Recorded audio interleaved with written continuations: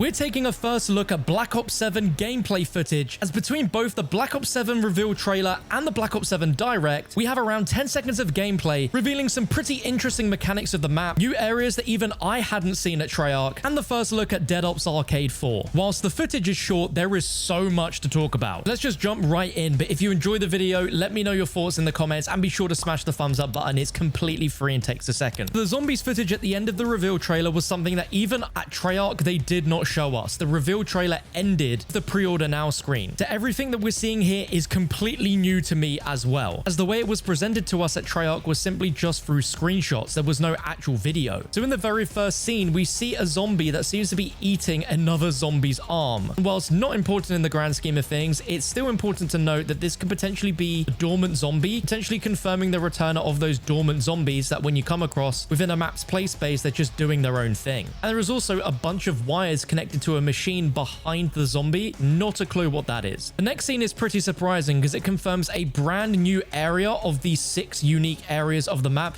which even I didn't know because it wasn't shown to us at Treyarch. But this seems to be the reception area from the Reckoning Zombies map from Black Ops 6. However, what's interesting to note is that this actually takes place outside of the barriers of the windows within the reception area itself. So what we're seeing here is the actual outsides of the Janus Towers as the play space, rather than it being solely the reception area like you might first think.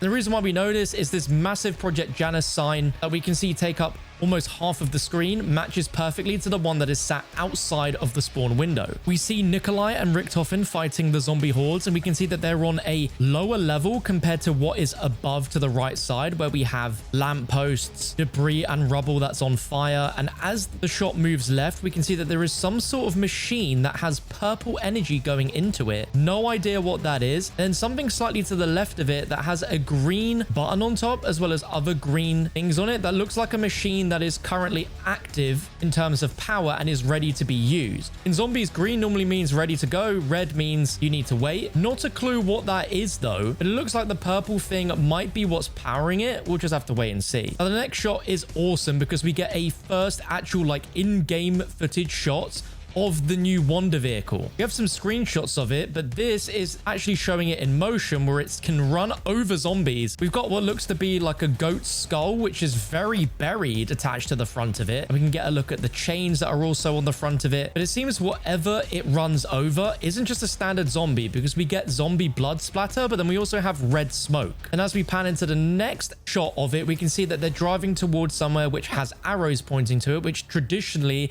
would be towards power, which would be covered in like a dark ether sort of camouflage. Since we're in the dark ether, that arrow doesn't seem to be glowing in the same way anymore.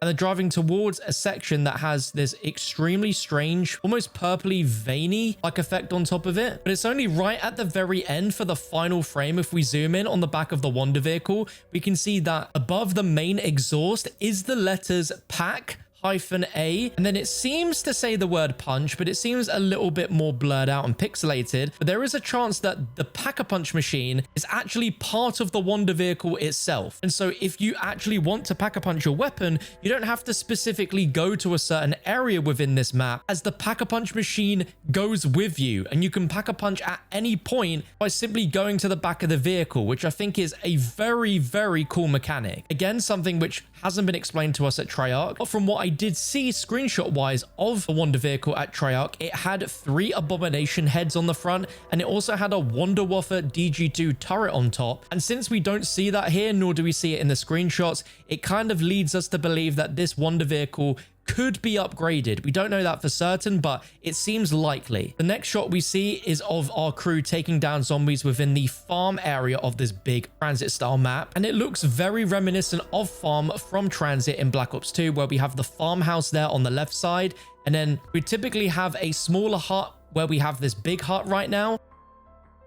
And then to the right would be this much larger house, but clearly positions have slightly moved. We can clearly see a Gobblegum machine just outside the entrance there to the right in front of the window. And then on the balcony, it looks like there is a perk machine there, which could potentially be stamina up. And then as the clip plays out, we see the transitions away where we no longer see zombies, but we do have more zombies to break down. As during the Black Ops 7 direct on visual effects, we get one area showing us the fog inside of the Launch Zombies map, which looks incredibly atmospheric. This first shot here looks so dark and dreary, and we can see the fog is very low, where it makes the actual floor a little bit more difficult to see. But as we see towards the tops of the trees, it actually doesn't hide that. So it's very cool to see that it's not just a blanket fog anymore, that there is actual specific behavior to it. And we get another shot of our characters running out of what I assume is also the farm. And there is just a ton of zombies running along, and we can see that as they're running,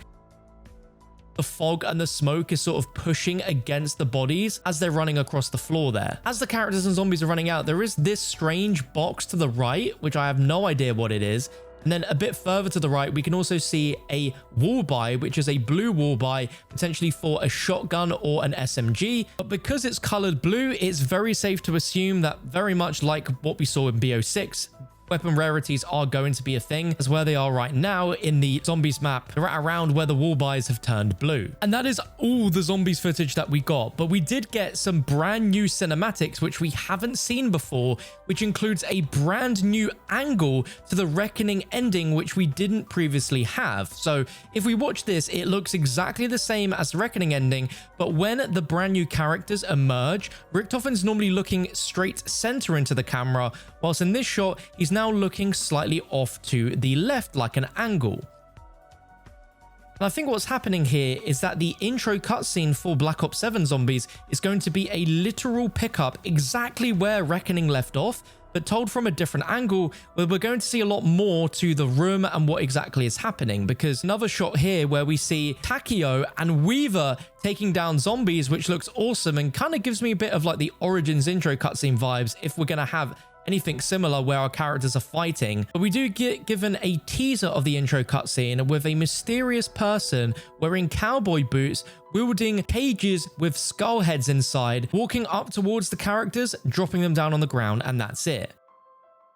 And then another shot, we see him leaving via a Dark Aether portal. And it seems that our characters have been defeated or knocked down or something, because they're on the floor, clearly, due to the events of what's just taken place with this character that disappears. The final footage of zombies we get to see isn't actually round-based, but is Dead Ops Arcade 4. Treyarch have confirmed on Twitter that this is Dead Ops Arcade 4 Papa Back in Black. And we get to see some really cool shots of Dead Ops Arcade 4 real quick, where, of course, the first shot we can see is of Nuketown. It's covered in snow, giving me vibes similar to the version we got in Black Ops 4. Then we've got an area that looks a bit more Vietnam themed, where we've got sandbags on top of buildings. Very much a Black Ops Cold War vibe there. The next location is somewhere that I don't recognize, but we can see one of the new enemy types that we haven't seen before in Dead Ops, which is the parasites. And then what's really cool is this next shot shows the Guardian boss fight from Citadel Daymore slamming his hammer down, which is just so cool to see things that are still very recent as part of Dead Ops Arcade 4. What's also pretty crazy is that this also has XP progression, so you can actually level up weapons